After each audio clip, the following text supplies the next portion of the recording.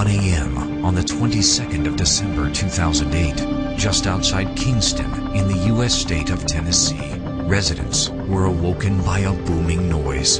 As it was pitch black outside, no one was able to see the 4.2 million cubic meters of coal fly ash slurry that was moving across the landscape. It was about like if you can imagine a volcano erupting and you know, a lava flow, and it basically just ran to the lowest point. So running to the lowest point means rivers, embayments, and it just filled in these areas, you know, till it ran out. What had happened was that a dam had burst.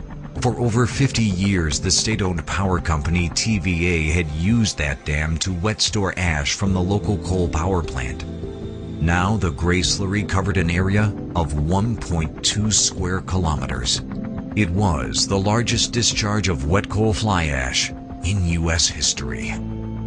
TVA's immediate action upon the spill is it was all hands on deck. They brought every force they had here to try to make sure that the community was protected and that the river was cleaned and to get things right back the way it was.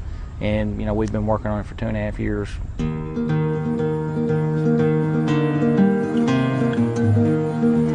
This is the east embankment. This is one of the areas that was affected by the ash spill. So we actually had to pump the water out of this area and excavated the material out. And now it's restored back to a clean embayment.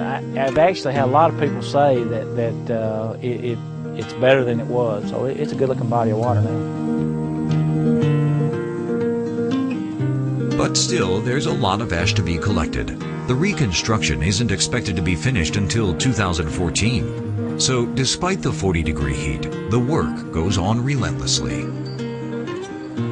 The equipment that we're using now is appropriate for the tasks that we're trying to do, and those tasks include excavating, hauling, stacking ash, and that's one of the biggest challenges we've got going now. We're basically just moving material, trying to get all the material we can back into the impoundment.